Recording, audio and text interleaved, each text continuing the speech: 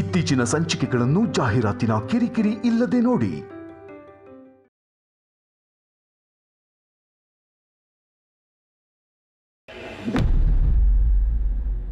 ಬಾಮ್ಮ. ಬೇಡ ಸಾವಿತ್ರಕ್ಕ. ಇನ್ನು ಮುಂದೆ ಆದಿತ್ಯ ಅವರಿಗೆ ಯಾವುದ್ರ ಮೇಲೂ ಯಾವ ಅಧಿಕಾರನೂ ಇರೋದಿಲ್ಲ. ನಾವೀಗ ಅವ್ರ ದೃಷ್ಟಿಲಿ ಕೆಟ್ಟೋರಾಗಿರೋದಾಗಿದೆ. ಇಂಥ ಸಮಯದಲ್ಲಿ ಹೋಗಿ ನಾನು ತಾಯಿ ಆಗ್ತಿದ್ದೀನಿ ಅನ್ನೋ ವಿಷಯ ಹೇಳಿ ಅನುಕಂಪ ಗಿಟ್ಟಿಸ್ಕೊಳ್ಳೋದು ಸರಿಯಲ್ಲ. ಅತ್ಯಮಲ್ ಪ್ರಕಾರ ನಾವೀಗ ಮನೆ ಬಿಟ್ಟು ಹೊರಡಬೇಕು.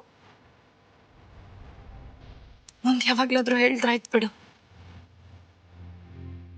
ನೋಡು, ಅಲ್ಲಿವರೆಗೂ ನನ್ನ ತಾಯಿ ಆಗ್ತಿರೋ ವಿಚಾರನ ಅತ್ಯಮ್ಮಂಗಾಗ್ಲಿ ಬೇರೆ ಯಾರಿಗಾದ್ರೂ ಆಗ್ಲಿ ಹೇಳ್ಬೇಡ.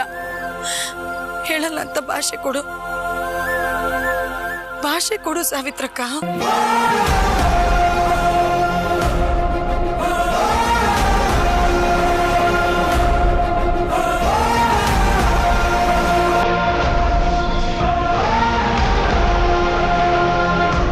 ದೊಡ್ಡ ಯಜಮಾನ್ರಿ ಆದ್ರೂ ಹೇಳಮ್ಮ. ಆಯ್ತು, ಸರಿಯಾದ ಸಮಯ ನೋಡ್ಕೊಂಡು ಹೇಳ್ತೀನಿ. ಯಾಕೆ ಈ ಥರ ಎಲ್ಲ ಮಾಡ್ಕೊಂಡೆ ಪಾರು? ಅಮ್ಮನವ್ರ ಹತ್ರ ಆಸ್ತಿ ಕೇಳುವಂಥದ್ದು ಏನಾಗಿತ್ತು ನಿಮ್ಮಿಬ್ಬರಿಗೆ?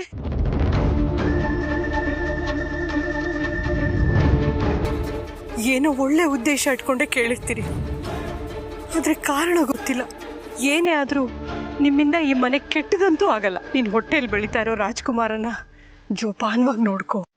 ಇವತ್ತಿಂದ ನೀನ್ ಬರೀ ಹೆಂಡತಿ ಮಾತ್ರ ಅಲ್ಲ, ಒಬ್ಬ ತಾಯಿ ಕೂಡ. ನಿನ್ನ ಆರೋಗ್ಯದ ಜೊತೆಗೆ ಅರಸನಕೋಟೆ ವಂಶದ ಕುಡಿ ಆರೋಗ್ಯನೂ ಜೋಪಾನವಾಗಿ ನೋಡ್ಕೋಪಾರು. ಹೀಗಾಯ್ತಲ್ಲ ಅಂತ ಕೊರಗಬೇಡಮ್ಮ. ಆದ್ರೆ ನೀವಿಬ್ರು ಗಂಡ ಹೆಂಡತಿ ಎಲ್ಲಿಗೆ ಅಂತ ಹೋಗ್ತಿರ್ರೆ? ಗೊತ್ತಿಲ್ಲ ಸಾವಿತ್ರಕ್ಕ.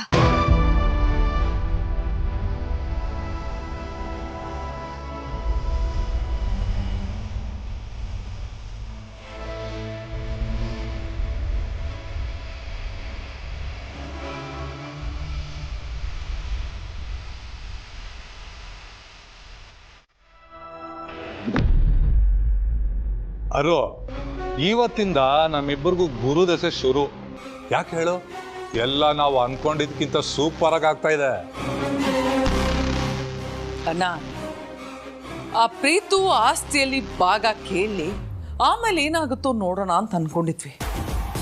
ಆದ್ರೆ ಹೀಗಾಗುತ್ತೆ ಅಂತ ಗೊತ್ತಿರಲಿಲ್ಲ. ಅಲ್ಲ, ಆ ಅಖಿಲ ಹೆತ್ತು ಮಗನಿಗೆ ಬಿಡುಗಾಸು ಕೊಡ್ಲಿ ಸಾಲದಕ್ಕೆ ಅವನು ಈಗಿರೋ ಪೋಸ್ಟ್ ಇಂದ ಬರೀ ಕೆಳಗಿಳಿಸಿದ. ಸಮಟೈಮ್ಸ್ ಅಖಿಲ ಸೋ ಅನ್ಬಿಲೀವಬಲ್. ಅವಳು ಏನಾದ್ರೂ ಒಂದು ಡಿಸೈಡ್ ಮಾಡಿದ್ರೆ ಅದು ಖಂಡಿತ ಮಾಡೇ ಮಾಡ್ತಾಳೆ. ಅವಳಿಗೆ ಈ ಮಕ್ಕಳು ಗಂಡ ನನ್ನವರು ತನ್ನವರು ಅನ್ನೋ ಭೇದ ಭಾವನೆ ಇಲ್ಲ. ಅದಕ್ಕೆ ಸಮಟೈಮ್ಸ್ ಅವಳ ವಿರುದ್ಧ ನಾವು ಹೋರಾಡ್ತಿದೀವಲ್ಲ ಅಂತ ಅನ್ಕೊಂಡ್ರೆ ನನಗೆ ಭಯ ಆಗೋದು ಇದೇ ಕಾರಣಕ್ಕೆ. ಅವಳು ತಗೊಂಡಿರೋ ಡಿಸಿಷನ್ ಇಂದ ನಮ್ಗೆ ಇವತ್ತು ಎಷ್ಟು ಖುಷಿ ಆಗ್ತಿದೆ ಅಲ್ವಾ? ನಾವಿದನ್ನ ಎಕ್ಸ್ಪೆಕ್ಟೇ ಮಾಡಿರ್ಲಿಲ್ಲ. ನಾವು ಬಲೆ ಬೀಸಿದ್ದೆ ಪ್ರೀತು ಅನ್ನೋ ಮೀನಿಗೆ, ಆದ್ರೆ ಬಿದ್ದಿದ್ದು ಆದಿ ಅನ್ನೋ ಮೀನು. ಇದೇ ವಿಪರ್ಯಾಸ. ಅಲ್ಲ, ಆದ್ರೂ ಹೆತ್ತ ಮಗನಿಗೆ ಬಿಡುಗಾಸು ಕೊಡದೆ ಬೀದಿ ಬಿಕಾರಿ ಮಾಡ್ಬಿಟ್ಲಲ್ಲ ಪಾಪ. ಆ ಆದಿ ಕತೆ ಏನು ಅಂತ. ಗೋವಿಂದ ಗೋವಿಂದ. ಅಲ್ಲ, ಸುಮ್ಮನೆ ಇರೋದ್ ಬಿಟ್ಟು ಆಸ್ತಿಲಿ ಭಾಗ ಕೇಳಿ ಯಾಕಾದ್ರೂ ತಗ್ಲಾಕೊಂಡ ಅಂತ ಅಲ್ವಾ?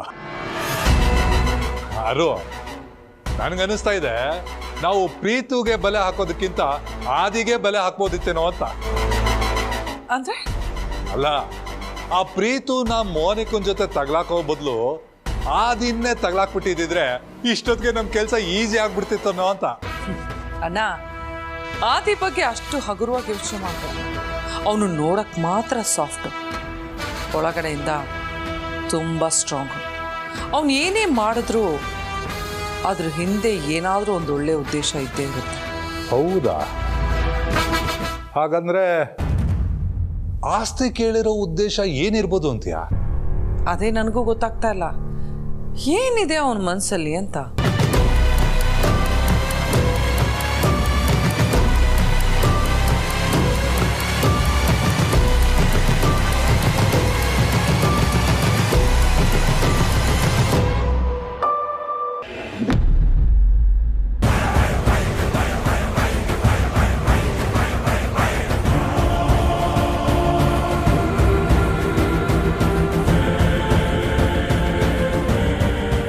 ಕ್ಷಮಿಸು ಪರು, ನನ್ನಿಂದ ನೀನು ಮನೆ ಬಿಟ್ಟು ಬರೋ ಥರ ಆಗ್ತಾಯಿದೆ. ನಿನ್ನ ಕಣ್ಣೀರಿಗೆ ನಾನೇ ಕಾರಣ. ಅಯ್ಯೋ ಖಂಡಿತ ಇಲ್ಲ ಯಜಮಾನ್ರೆ, ಇದು ದುಃಖದ ಕಣ್ಣೀರಲ್ಲ. ಇದ್ರಲ್ಲಿ ನನಗೊಂಥರ ಸಮಾಧಾನ ಇದೆ. ಏನಮ್ಮ, ಮನೆ ಬಿಟ್ಟು ಹೋಗ್ತಿರೋದು ನಿನ್ನ ಮನಸ್ಸಿಗೆ ಸಮಾಧಾನ ಕೊಡುವಂಥ ವಿಷಯನ? ಇಲ್ಲ ಮಾವ, ಮನೆ ಬಿಟ್ಟು ಹೋಗ್ತಿರೋದಕ್ಕೆಲ್ಲ ನಂಗೆ ಸಮಾಧಾನ ಆಗ್ತಾ ಇರೋದು. ಆಸ್ತಿಲಿ ನಾವು ಪಾಲು ತಗೊಳ್ದೆ ಹೊರಗೆ ಹೋಗ್ತಾ ಇದೀವಲ್ಲ, ಅದೇ ನನಗೆ ಸಮಾಧಾನ. ಅಲ್ಲದೆ ನಾವಿಬ್ಬರೇ ಮನೆಯಿಂದ ಹೋಗ್ತಿದ್ದೀವಿ ಹೊರತು ಈ ಮನೆ ಒಡಿಲಿಲ್ವಲ್ಲ, ಅದಕ್ಕೆ ಸಮಾಧಾನ ಅಂದೆ. ನೀವೇನು ಚಿಂತೆ ಮಾಡಬೇಡಿ ಮಾವ, ಆದಷ್ಟು ಬೇಗ ನಾವಿಬ್ಬರು ಈ ಮನೆಗೆ ವಾಪಸ್ ಬರ್ತೀವಿ.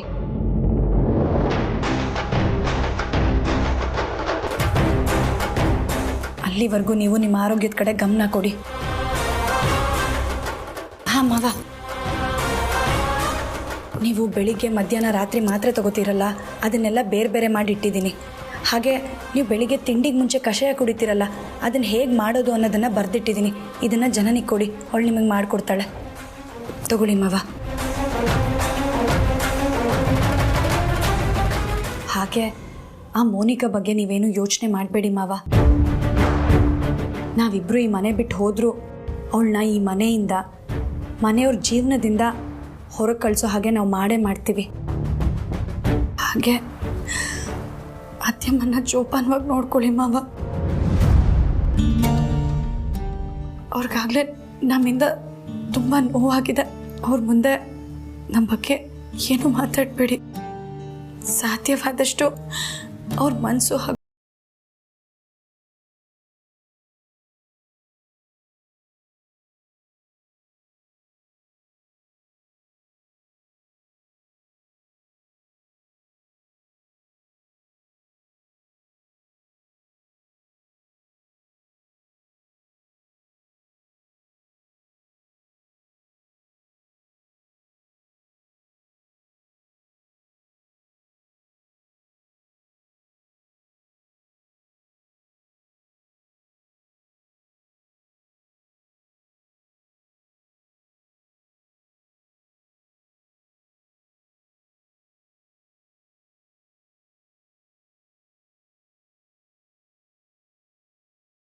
ಇವಪ್ಪ, ಆಮೇಲೆ ಏನು ಮಾಡೋದು, ಎಲ್ಲಿಗೆ ಹೋಗೋದು ಅಂತ ಯೋಚನೆ ಮಾಡ್ತೀವಿ. ನೀನು ಈ ಮನೆ ದೊಡ್ಡ ಮಗ, ನೀನು ಹಿರಿ ಸೊಸೆ, ರಾಜ ರಾಣಿ ಥರ ಇರಬೇಕು ಈ ಮನೆಯಲ್ಲಿ. ಅಂಥದ್ರಲ್ಲಿ ಇಂಥ ಪರಿಸ್ಥಿತಿ ತಂದ್ಕೊಂಡ್ಬಿಟ್ರಲ್ಲ.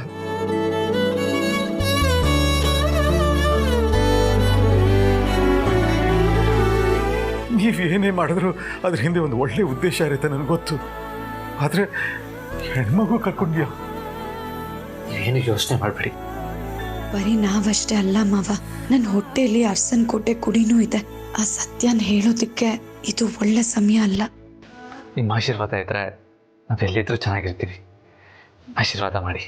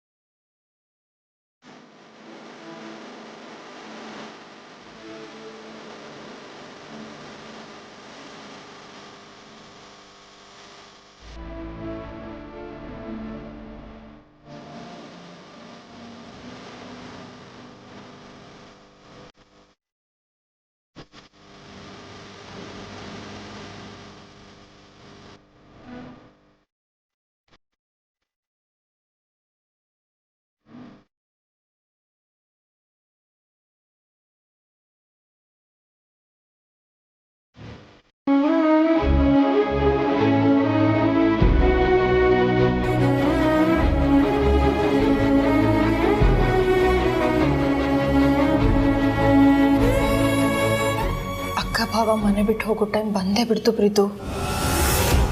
ಅವರಿಬ್ರು ಹೋಗೋದನ್ನ ತಪ್ಸೋದಕ್ಕಾಗದೇ ಇಲ್ವಾ? ಏನು ಮಾಡಬೇಕು ಅಂತ ನನಗೂ ಗೊತ್ತಾಗ್ತಾ ಇಲ್ಲ. ಮಾಮ್ ಮಾತನ್ನ ಯಾರಾದ್ರೂ ಮೀರಕ್ಕಾಗತ್ತಾ? ಮತ್ತೆ ಮುಂದೆ ನನ್ನ ಮೈಂಡ್ ಅಂತೂ ಫುಲ್ ಬ್ಲಾಕ್ ಆಗಿದೆ.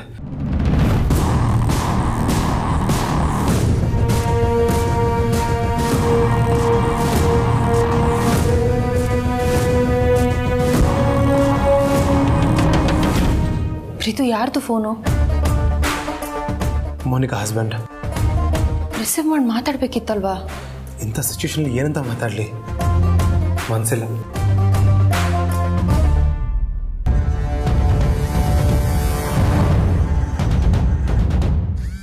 ಹೋಗ್ಲಿ, ರಿಸೀವ್ ಮಾಡಿ ಏನು ಅಂತ ಕೇಳು ಪ್ರೀತು.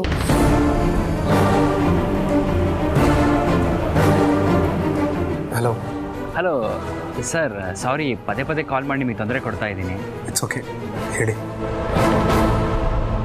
ಸರ್, ಅದೇ ಮೋನಿಕಾ ಹತ್ರ ನನ್ನ ಬಗ್ಗೆ ಮಾತಾಡಿದ್ರಾ? ನಾನು ಸಿಕ್ಕಿರೋ ವಿಷಯ ಹೇಳಿದ್ರಾ? ಸಾರಿ, ಮಾತಾಡೋಕ್ಕಾಗಲಿಲ್ಲ.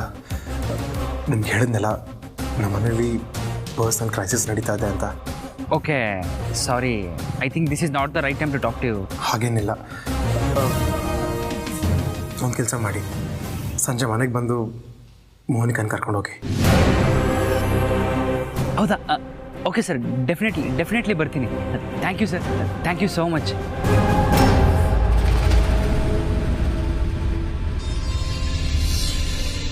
ನೋಡು, ಮೋನಿಕಾ ಪ್ರಾಬ್ಲಮ್ ಕೂಡ ಸಾಲ್ವ್ ಆಗ್ತಿದೆ. ಅದನ್ನ ಬ್ರೋ ಹತ್ರ ಹೇಳೋಷ್ಟರಲ್ಲಿ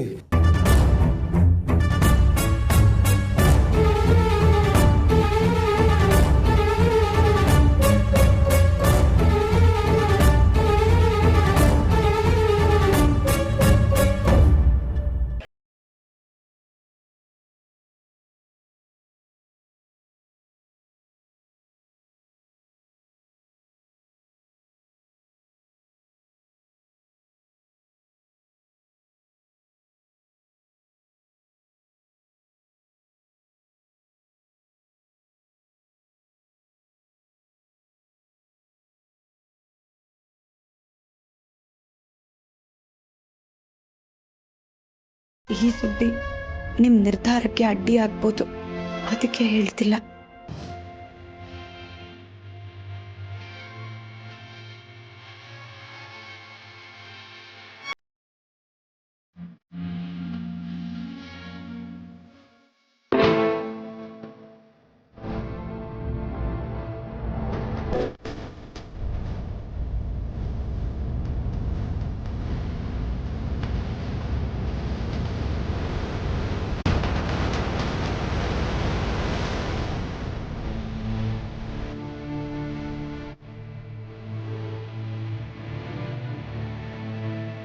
car key, debit card, credit card, ಹಾಗೆ ನಾನು ಇಲ್ಲಿವರೆಗೂ ಮಾಡಿರೋ ಎಲ್ಲ ಕಾನ್ಫಿಡೆನ್ಷಿಯಲ್ ಮೀಟಿಂಗ್ನ ಆಡಿಯೋ ಸಮರಿ ಇರೋ ಹಾರ್ಡ್ ಡಿಸ್ಕ್ ಲಾಕರ್ ಕೀ ಕೂಡ ಅಲ್ಲೇ ಇಟ್ಟಿದ್ದೀನಿ.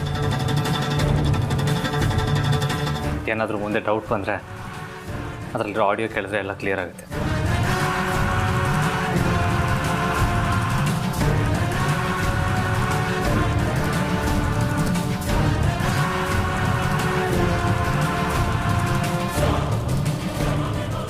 ನಿಮ್ಮ ವಂಶದ ಕುಡಿ ನನ್ನ ಹೊಟ್ಟೆಲ್ ಬೆಳೀತಿದೆ ಅತ್ಯಮ್ಮ. ಈಗ ನೀವು ಒಳ್ಳೇದಾಗಲಿ ಅಂತ ಮಾಡೋ ಆಶೀರ್ವಾದ ನನ್ನ ಮಗುಗೂ ಸಲ್ಲತ್ತೆ. ದಯವಿಟ್ಟು ಆಶೀರ್ವಾದ ಮಾಡಿ.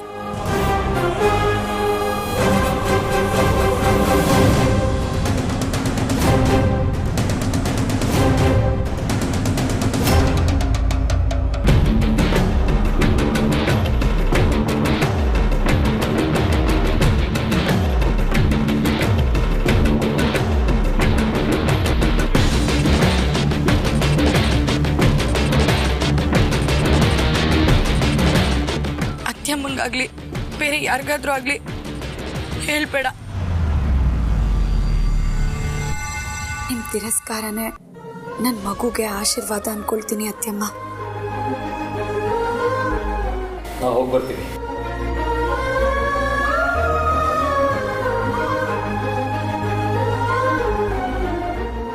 ಮನೆ ಬಿಟ್ಟು ಹೋಗ್ತಿರೋರು ಹೋಗ್ತೀನಿ ಅಂತ ಹೇಳಬೇಕೆ ಹೊರತು ಹೋಗ್ ಬರ್ತೀನಿ ಅಂತ ಹೇಳ್ಬಾರ್ದು.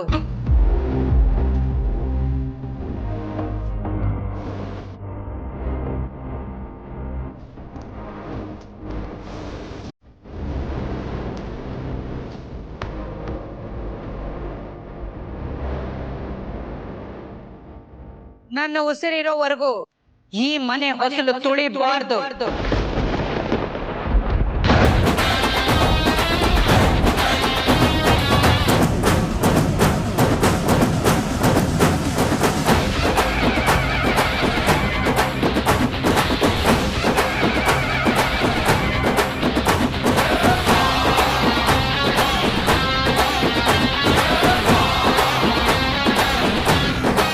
ಒಂದು ವೇಳೆ ನನ್ನ ಮಾತನ್ನು ಮೀರಿ ಬಂದ್ರೆ ಆ ಕ್ಷಣನೇ ನನ್ನ ಉಸಿರು ನಿಂತು ಹೋಗುತ್ತೆ.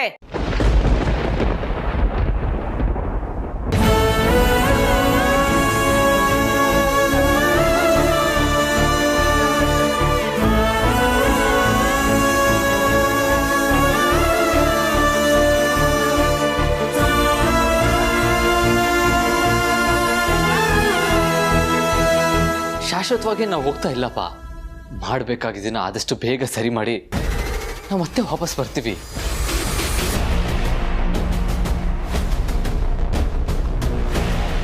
ಈ ಕ್ಷಣದಿಂದ ಈ ಅಖಿಲಾಂಡೇಶ್ವರಿಗೆ ಪ್ರೀತಮ್ ಒಬ್ಬನೇ ಮಗ.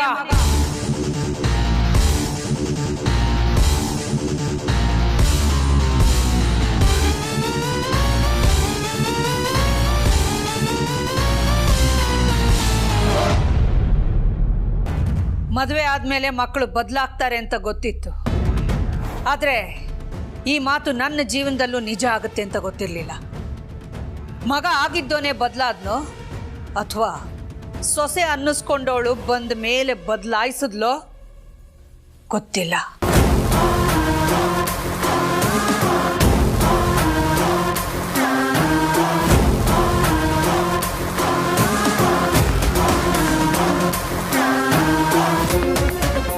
ಎಲ್ರೂ ಗಮನ ಇಟ್ಟು ಕೇಳಿಸ್ಕೊಳ್ಳಿ. ಇವತ್ತಿಗೆ ಇವರಿಬ್ಬರಿಗೂ ಈ ಮನೆಗೂ ಇದ್ದ ಸಂಬಂಧ ಸತ್ತೋಯ್ತು.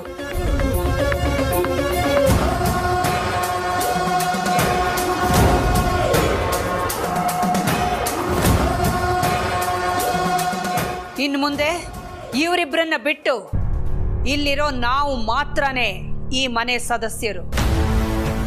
ಇವರಿಬ್ಬರಿಗೂ ಈ ಮನೆ ಸದಸ್ಯರಿಗೂ ಇನ್ನು ಮುಂದೆ ಯಾವ ಸಂಬಂಧನೂ ಇರೋದಿಲ್ಲ.